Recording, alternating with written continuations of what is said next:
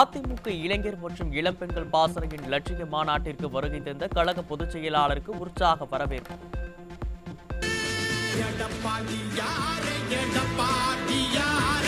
மக்கள் நெஞ்சில் வாழும் முதல்வரே எடப்பாடியாரே எடப்பாடியாரே தமிழருக்காக வாழும் தலைவரே எடப்பாடியாரே எடப்பாடியாரே மக்கள் நெஞ்சில் வாழும் முதல்வர். மாநாட்டில் பாசறை கீதம் வெளியிடப்பட்டு தமிழகத்தை சீரழித்து வரும் திமுக அரசை விரட்டியடிக்க அதிமுக சார்பில் உறுதிமொழி ஏற்பு. இளைஞர்களை இளம்பெண்களை போதை கலாச்சாரத்திற்குள் தள்ளி கொண்டிருக்கிற ஸ்டாலின் தலைமையிலான காட்டாட்சி தர்பாருக்கு முடிவு கட்டி மக்கள் நலத்தை பேணுகிற புரட்சி தமிழர் அண்ணன் எடப்பாடியார் அவர்களை அரசு அமைப்பதற்கு நம்முடைய முழுமையான உழைப்பை கொடுப்போம். இன்றைக்கு பல பேருக்கு தூக்கம் வராது. கோட்டையில் இருப்பவர்களை வீட்டிற்கு அனுப்புகிற கூட்டம் அதிமுக. தீய சக்தி திமுகவை வீழ்த்த புரட்சி தலைவர் எம்ஜிஆரால் தொடங்கிய கட்சி அதிமுக என கழக பொதுச் செயலாளர் எடப்பாடி கே பழனிசாமி பேச்சு. கோட்டையிலே இருக்கின்றவரை வீட்டுக்கு அனுப்புகின்ற கூட்டம் இந்த கூட்டம்.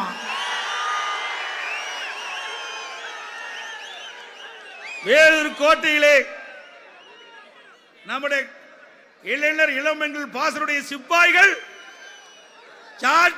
சென்ட் ஜார்ஜ் கோட்டை நோக்கி புறப்பட்டு விட்டார்கள். இந்த இளைஞர் பட்டாளங்கள் 234 தொகுதியிலும் வென்று கழக ஆட்சி நிறுவதற்கு அடித்தளமாக விளங்கக்கூடியவர்கள் இங்கே என் முன் இருக்கின்ற இந்த இளைஞர் பட்டாளங்கள். யாரையும் நாடி நாங்கள் கிடையாது, எங்களை நாடிதான் யாரும் வருவார்கள். 200 தொகுதிகள் அல்ல 234 தொகுதிகளிலும் அதிமுக வெல்லும் என அதிமுக பொதுச் செயலாளர் பேச்சு. இன்றைக்கு முதலமைச்சர் ஸ்டாலின் பேசுகிறார். அதிமுக அறிக்கை, எடப்பாடி பழனிசாமியுடைய அறிக்கை பாரதிய ஜனதா ஒட்டி இருக்கிறது என்று சொல்கிறார். திரு ஸ்டாலின் அவர்களே, பொன்மனச்செம்மல் புரட்சி தலைவர் எம்ஜிஆர் காலத்திலும் சரி, இதையும் புரட்சி தலைவர் அம்மா காலத்திலும் சரி, அனைத்து இந்திய அண்ணா திராவிட முன்னேற்ற கழகம் யாரை நம்பியும் இருந்தது கிடையாது, மக்களை நம்பி இருக்கின்றது.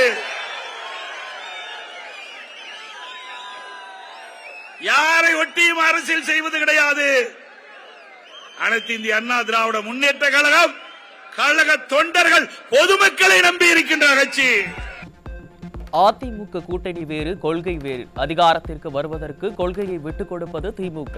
சந்தர்ப்பவாத கட்சி திமுக கட்சி பச்சோந்தி போல நிறமாறும் என அதிமுக பொதுச் செயலாளர் குற்றச்சாட்டு. திமுகவுக்கு என்ன கொள்கை இருக்குது நல்லா சிந்தித்து பாருங்க. 1999ஆம் ஆண்டு அப்பொழுது பாரதிய ஜனதா கட்சியோட கூட்டணி நாடாளுமன்றத்தில் வெற்றி பெற்றார்கள், மத்தியிலே ஆட்சி அமைத்தார்கள். அப்பொழுது முரசொலி மாறன் அவர்கள் நோய்வாய்ப்பட்டு ஓராண்டு காலம் சுயநிலைவில்லாமல் இருந்தாங்க. அப்பொழுது இலாக்கா இல்லாத அமைச்சராக பாரதிய ஜனதா அரசாங்கம் அவரை வைத்திருந்தது. அந்த 5 ஆண்டு காலம் முடிந்தது. அப்படியே அந்தர் பல்டி, கொள்கை கிடையாது, கோட்பாடும் கிடையாது. 2004 காங்கிரஸோட கூட்டணி. இவர்கள் நம்மை பற்றி பேசுவதற்கு அருகதை இல்லை. திரு ஸ்டாலின் அவர்களுக்கு சந்தர்ப்பவாத கட்சி திமுக கட்சி. பச்சோந்தி கூட கொஞ்ச நேரம் கழிச்சுதான் நிறம் மாறும். இன்றைக்கு அடிக்கடி நிறம் மாறக்கூடிய ஒரே கட்சி திமுக கட்சி. பதவிக்கும் அதிகாரத்துக்கும் வருவதற்கு எதை வேணாலும் விட்டுக் கொடுப்பார்கள். திறமையற்ற முதலமைச்சர் தமிழகத்தில் ஆண்கண்டுரிப்பதால் போதை கலாச்சாரமாக மாறியுள்ளது தமிழகம். எங்கு பார்த்தாலும் திருட்டு, வழிப்பறி, கொள்ளை, பாலியல் வன்கொடுமைகள் நடக்காத மாவட்டமே இல்லை என்று அதிமுக பொதுச் செயலாளர் குற்றச்சாட்டு. இன்றைக்கு ஸ்டாலின் தொலைக்காட்சியில் பேசுறாரு, போதையின் பாதையில் செல்லாதீர்கள் என்று சொல்றாங்க. ஏழை மாணவர்கள், பொதுமக்கள் போதையின் பாதையில் யாரும் போக வேண்டாம் என்று வேண்டுகோள் வைக்கிறாராம். இதைத்தாயா நான் சொல்லிட்டே இருக்கிறேன். இந்த ஆட்சி பொறுப்பேற்றதிலிருந்து 6 மாதத்திலிருந்து இந்த போதைப் பொருள் நடமாட்டம் அதிகரித்து விட்டது. பள்ளிக்கு அருகில, கல்லூரிக்கு அருகில, நகரம், கிராமம் வரையும் இன்றைக்கு போதைப் பொருள் நடமாட்டம் அதிகமா இருக்குது. இதனால மாணவர்கள், இளைஞர்கள், பொதுமக்கள் பாதிக்கப்படுறாங்க. அதை இரும்பு கரம் கொண்டு அடக்க வேண்டும் என்று பத்திரிகையின் வாயிலாக, ஊடகத்தின் வாயிலாக சட்டமன்றத்தில் பேசினேன். செவடகாதில் சங்குவதர் மாதிரி கேட்கவே இல்லை. தமிழ்நாடு பூரா போதைப் பொருள் நடமாட்டம் அதிகரித்திருக்கு. எங்க பார்த்தாலும் போதைப் பொருள் விற்பனை. இன்னைக்கு முதலமைச்சரே கெஞ்சறாரு, போதையின் பாதையில் யாரும் போகக்கூடாது என்று மன்றாடி கேட்கிறாராம். குழந்தைகள் மற்றும் பெண்கள் பாலியல் துன்புறுத்தலுக்கு ஆளாகும் போது அப்பா என்ற சத்தம் உங்களுக்கு கேட்கவில்லையா ஸ்டாலின்? திமுக ஆட்சிக்கு வந்ததில் இருந்து பாலியல் வன்கொடுமைகள் நடக்காத நாளே இல்லை என அதிமுக பொதுச் செயலாளர் குற்றச்சாட்டு. இன்றைக்கு திரு ஸ்டாலின் இன்றையும் சொன்னார், நான் வெளியிலே செல்கின்ற பொழுது, மக்களை பார்க்கின்ற பொழுது இளைஞர்கள் என்னை அப்பா என்று அழைக்கின்றார்கள் என்று புதுசா கண்டுபிடிச்சிருக்கார். அப்பா என்று மக்கள் கேட்கின்றார்கள். குழந்தைகள் மற்றும் பெண்கள் பாலியல் துன்புறுத்தும் போது கதற சத்தம் அப்பா அப்பா என்று கதறுகிறது. அந்த சத்தம் உனக்கு கேட்கவில்லையா?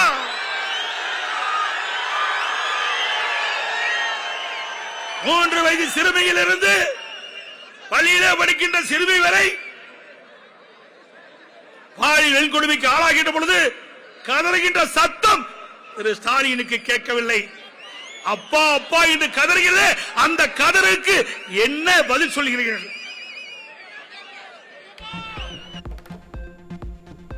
அண்ணா, புரட்சி தலைவர், புரட்சி தலைவி அம்மா வழியில் இருமொழி கொள்கையில் அதிமுக உறுதியாக உள்ளது. மும்மொழி கொள்கையை ஏற்றால்தான் நிதியளிப்போம் என மத்திய அரசு கூறுவது சரியில்லை என அதிமுக பொதுச் செயலாளர் பேச்சு. கல்வியிலே சிறந்த மாநிலம் தமிழ்நாடு. அப்படிப்பட்ட தமிழ்நாட்டு மக்கள் கல்வியிலே மேலும் ஏற்றம் பெற, கல்வி வளர்ச்சி பெற, இளைஞர்கள் அதிக அளவிலே கல்வி கற்க இன்றைக்கு அடித்தளமாக அமைத்துக் கொடுத்த அதிமுக அரசாங்கம், இன்றைக்கு மத்தியில் இருக்கின்றவர்கள் இன்றைக்கு புதிய தேசிய கல்விக் கொள்கையை கடைபிடித்தால்தான் மத்தியிலே இருந்து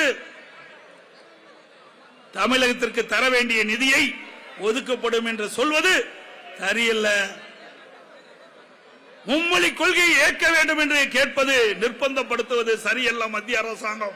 வேறு அண்ணா அவர்களும், பொன்மனச்செம்மல் புரட்சி தலைவர் எம்ஜிஆர் அவர்களும், இதையும் புரட்சி தலைவி அம்மா அவர்களும் எதை கடைபிடித்தார்களோ அதை அம்மாவுடைய அரசும் கடைபிடித்தது. இப்பொழுது அண்ணா திமுகவும் கடைபிடிக்கிறது. தமிழகத்தை பொறுத்த வரைக்கும் இருமொழி கொள்கைதான் கடைபிடிக்கும். எந்த மாற்றமும் கிடையாது. டெல்லி ரயில் நிலையத்தில் ஏற்பட்ட கூட்ட நெரிசலில் சிக்கி 18 பயணிகள் உயிரிழப்பு. உயிரிழந்தோர் குடும்பத்தோருக்கு அதிமுக பொதுச் செயலாளர் எடப்பாடி கே பழனிசாமி ஆழ்ந்த இரங்கல்.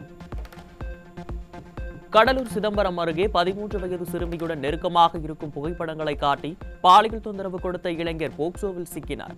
திமுக ஆட்சியில் சிறுமிகளுக்கு எதிரான குற்றச்செயல்கள் தினந்தோறும் அதிகரித்துக் கொண்டே செல்லும் நிலையில் முதலமைச்சர் கும்பகர்ண தூக்கத்தில் உள்ளாரா என மக்கள் கேள்வி. கோவை அருகே வடமாநிலத்தைச் சேர்ந்த 2 பேர் விற்பனைக்காக வைத்திருந்த 1 கிலோ 260 கிராம் கஞ்சா பறிமுதல். நாள்தோறும் அதிகரித்து வரும் போதைப் பொருட்களை கட்டுப்படுத்த முடியாமல் திணறி வரும் காவல்துறை.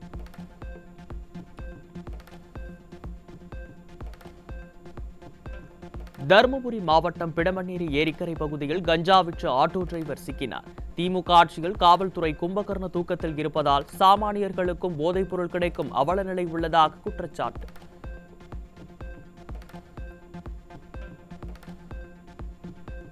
தென்காசி மாவட்டம் செங்கோட்டை அருகே காரில் கடத்தப்பட்ட 2 கிலோ கஞ்சா சிக்கியது.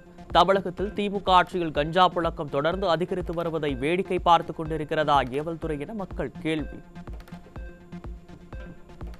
பாட்னா எர்ணாகுளம் விரைவு ரயிலில் கோவைக்கு 7 லட்சம் ரூபாய் மதிப்பிலான 14 கிலோ கஞ்சாவை கடத்தி வந்த பீகார் மாநில பெண் சிக்கினார். மைனாரிட்டி பாஜக மற்றும் திமுக ஆட்சிகள் ரயிலில் போதைப் பொருள் கடத்தல் சம்பவம் தொடர்கதையாகி வருவதாக குற்றச்சாட்டு. நீலகிரி மாவட்டம் கூடலூர் அருகே கர்நாடக அரசு பேருந்தில் 250க்கும் மேற்பட்ட குட்கா பாக்கெட்டுகளை கடத்தி வந்த 3 பேர் சிக்கினர். திமுக ஆட்சியில் குட்கா உள்ளிட்ட போதைப் பொருட்கள் தங்கு தடையின்றி கிடைப்பதாக மக்கள் குற்றச்சாட்டு. அடுத்த 5 நாட்களுக்கு தமிழ்நாட்டின் ஒரு சில இடங்களில் வெப்பநிலை இயல்பை விட 2 முதல் 3 டிகிரி செல்சியஸ் அதிகமாக இருக்கும். சென்னை வானிலை ஆய்வு மையம் தகவல். மத்திய அரசின் கல்வி திட்டத்தின் கீழ் தமிழகத்திற்கு நிதியை விடுவிக்காததை கண்டித்து ஏற்கனவே கழக பொதுச் செயலாளர் அறிக்கை வெளியிட்டு விட்டார். அன்றைய தினம் புழல் சிறையில் இருந்ததால் 5 கட்சி அமாவாசை 10 ரூபாய் தியாகி பாலாஜிக்கு இது தெரிந்திருக்க வாய்ப்பில்லை என அமைச்சர் ஜெயக்குமார் பதிலடி. இந்தி திணிப்பு எந்த வடிவில் வந்தாலும் அது மத்திய அரசின் கல்விக் கொள்கையே ஆனாலும் அதிமுக கடுமையாக எதிர்க்கும். இருமொழி கொள்கை எப்போதும் வலுவாக நிலைநிறுத்திய அதிமுக தான் ஒரிஜினல் திராவிட இயக்கம் என முன்னாள் அமைச்சர் ஜெயக்குமார் காட்டம்.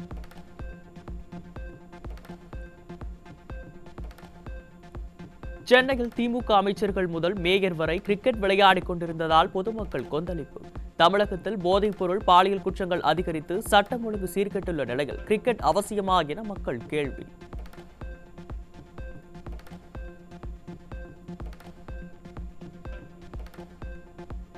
வேங்கை வயல் விவகாரத்தில் சிபிஐ விசாரணை கோரி Kovai Sivananda colony power house பகுதியில் திமுக கூட்டணி கட்சியான விடுதலை சிறுத்தைகள் கட்சியினர் ஆர்ப்பாட்டம். வேங்கை வயல் விவகாரத்தில் திமுக அரசு மீது நம்பிக்கையை இழந்ததால் கூட்டணி கட்சியினரே ஆர்ப்பாட்டத்தில் ஈடுபடும் அவலம். சென்னை கந்தன் சாவடியில் மெட்ரோ பணிகள் நடைபெற்று வரும் நிலையில் அங்கு இருந்த இரும்புகளை பட்ட பகலிலேயே திருடிச் சென்ற மர்ம நபர்கள். திருட்டை தட்டி கேட்ட காவலாளிகளை கல்லால் தாக்கப்பட்ட வீடியோ காட்சிகள் வெளியான நிலையில் பொதுமக்கள் அச்சம்.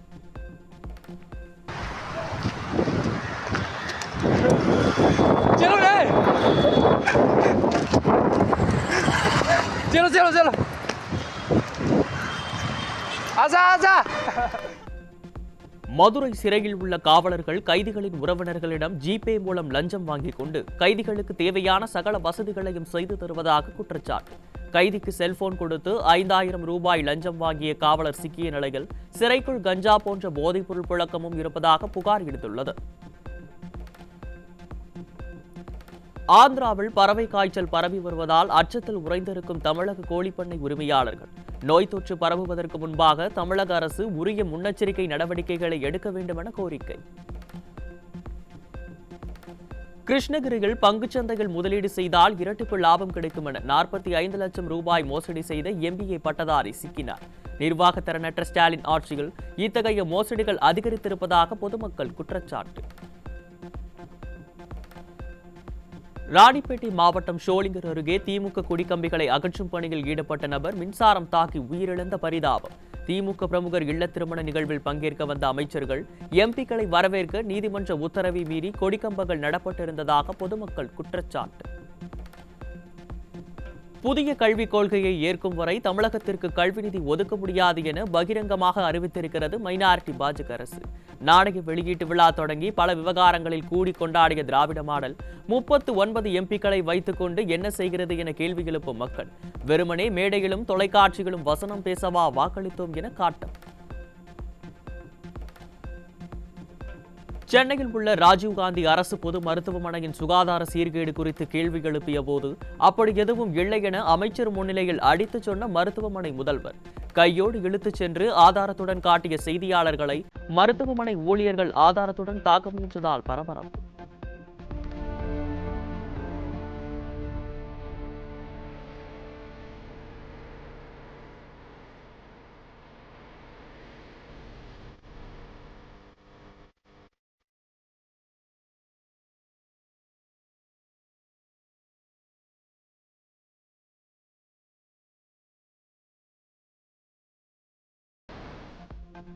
அதிமுக ஆட்சி காலத்தில் கழிவறை முதல் அறுவை சிகிச்சை அறை வரை நல்ல பராமரிப்புடன் இருந்த ராஜீவ்காந்தி அரசு மருத்துவமனை திமுக ஆட்சியில் சீரழிந்த அவலம். சுகாதாரத்துறை அமைச்சருக்கு மன்னர் குடும்பத்தின் இளவலுக்கு துதிப்பாடவும் விமர்சனம் செய்பவர்களை மிரட்டவும் மட்டுமே நேரம் இருப்பதால் மருத்துவமனைகளை கண்டுகொள்ள நேரமில்லை என மக்கள் விமர்சனம். தூத்துக்குடி மாவட்டம் கோவில்பட்டி அருகே தனியார் கல்வி நிறுவனத்தில் பட்டியல் சமூக மாணவியை சக மாணவியின் காலில் விழ வைத்து கொடுமை செய்ததாக புகார். ஸ்டாலின் ஆட்சியில் பட்டியல் சமூக மக்களுக்கு எதிரான குற்றங்கள் அதிகரித்து வரும் நிலையில் அதை கண்டுகொள்ளாத முதல்வரோ அப்பா தாத்தா என வீண் விளம்பரம் செய்வதாக மக்கள் விமர்சனம். 2G ஊழல் புகாரில் மேல்முறையீட்டு வழக்கின் விசாரணையை வேகப்படுத்த வேண்டும் என்றும் விசாரணைக்கு அதிகளவிலான நாட்களை ஒதுக்க வேண்டும் என்று டெல்லி உயர்நீதிமன்றத்தில் சிபிஐ வாதம். மார்ச் 18ஆம் தேதி முதல் விசாரணை தினமும் எடுத்துக் கொள்ளப்படும் என நீதிபதி மகாஜன் அறிவிப்பு. டெல்லி தேர்தல் முடிவுகள் வெளியாகி ஒரு வாரமாகியும் முதலமைச்சரை தேர்வு செய்ய முடியாமல் திணறும் மைனாரிட்டி பாஜக அரசு. ஒரு மாநிலத்தை நிர்வகிக்க கூட திறமையான முதலமைச்சர் பாஜகவில் இல்லையா என மக்கள் கேள்வி.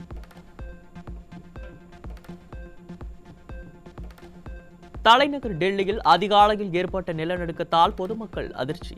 நிலநடுக்கம் ரிக்டர் அளவுகோலில் 4ஆக பதிவான நிலையில் வீதிகளில் தஞ்சமடைந்த மக்கள். டெல்லி ரயில் நிலையத்தில் 14வது நடைமேடையில் இருந்து பிரயாக்ராஜ் சிறப்பு ரயில் புறப்படும் என அறிவிக்கப்பட்ட நிலையில் 16வது நடைமேடையில் இருந்து புறப்படும் என திடீரென அறிவிக்கப்பட்டதால் பலர் உயிரிழந்ததாக அதிர்ச்சி தகவல். முக்கிய பிரமுகர்கள் பிரயாக்ராஜ் நகருக்கு செல்வதற்காக பிரத்யேக ஏற்பாடுகள் செய்த மைனாரிட்டி பாஜக அரசால் சாமானிய மக்கள் பயணிக்கும் ரயில்களுக்கு முக்கியத்துவம் ஏன் கொடுக்கவில்லை என மக்கள் கேள்வி. டெல்லியில் இருந்து உத்தரப்பிரதேசம் கும்பமேளாவுக்கு செல்ல குறிப்பிட்ட ஒரு ரயிலில் மட்டும் நிர்ணயிக்கப்பட்ட அளவை தாண்டி 1500 டிக்கெட்டுகள் மேல் விற்பனையான நிலையில் போதிய ரயில்கள் இயக்காத மைனாரிட்டி பாஜக அரசின் ரயில்வே துறை. ரயில் நிலையத்தில் அளவுக்கு அதிகமானோர் கூடியிருந்த நிலையில் கூடுதல் ரயில் பெட்டிகளையோ கூடுதல் ரயில்களையோ ஏன் இயக்கவில்லை என்று மக்கள் கேள்வி. இந்தியா 80 கோடி மக்களுக்கு இலவச உணவு தானியங்களை வழங்குவதை பெருமையாக கூறும் வெளியுறவு அமைச்சர். நாட்டின் அடிப்படை தேவைகள் கூட மைனாரிட்டி பாஜக ஆட்சியால் தீர்க்கப்பட முடியவில்லை என மக்கள் கேள்வி. அமெரிக்காவில் சட்டவிரோதமாக குடியேறிய மேலும் 119 இந்தியர்கள் மீண்டும் கைவிலங்கு போடப்பட்டு அழைத்து வந்த அவலம். விலங்குகள் போல் இந்தியர்களுக்கு விலங்கிட்டு அனுப்பி வைக்கப்படும் சம்பவம் தொடர்ந்து நடைபெறும் நிலையில் அமெரிக்க அரசை கண்டிக்க கூட மைனாரிட்டி பாஜக அரசுக்கும் பிரதமருக்கும் மனமில்லையா என மக்கள் கேள்வி. இந்தியாவில் வாக்கு சதவீதத்தை அதிகரிக்க அமெரிக்க அரசு வழங்கும் 182 கோடி நிதி உதவி நிறுத்தப்படுவதாக அமெரிக்காவின் செயல்திறன் துறையான டோஜ் அறிவிப்பு. வங்கதேசம், நேபாளம், மாலி, தெற்கு ஆப்பிரிக்கா உள்ளிட்ட நாடுகளுக்கும் ஒதுக்கப்பட்ட நிதியையும் தொழிலதிபர் எலான் மஸ்க் தலைமையிலான செயல்திறன் குழு நிறுத்தி வைத்துள்ளது. இனிப்பு சுவையுடன் கூடிய அமெரிக்காவின் போர்பன் விஸ்கிக்கு இறக்குமதி வரியை 50% குறைத்த மைனாரிட்டி பாஜக அரசு. மக்களுக்கான அத்தியாவசிய பொருட்களுக்கு 18 முதல் 28% வரை GST வரி வசூல் செய்யும் மைனாரிட்டி அரசு வெளிநாட்டில் இருந்து இறக்குமதி செய்யப்படும் மதுபானத்திற்கு மட்டும் வரியை குறைத்திருப்பது நியாயமா என விளம்பர மாடல் பிஜேபி அரசுக்கு மக்கள் கேள்வி. 18வது சீசனுக்கான இந்தியன் பிரீமியர் லீக் கிரிக்கெட் 2025 அட்டவணையை வெளியிட்டது IPL நிர்வாகம். மார்ச் 22ஆம் தேதி தொடங்கும் முதல் போட்டியில் நடப்பு சாம்பியனான கொல்கத்தா அணி பெங்களூரு அணியுடன் மோதுகிறது.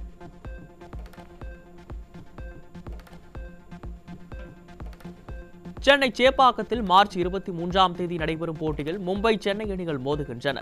மே 21ஆம் தேதி ஹைதராபாத்தில் எலிமினேட்டர் போட்டியும், மே 25ஆம் தேதி இறுதிப் போட்டி கொல்கத்தாவில் நடைபெறும் என்றும் அறிவிப்பு.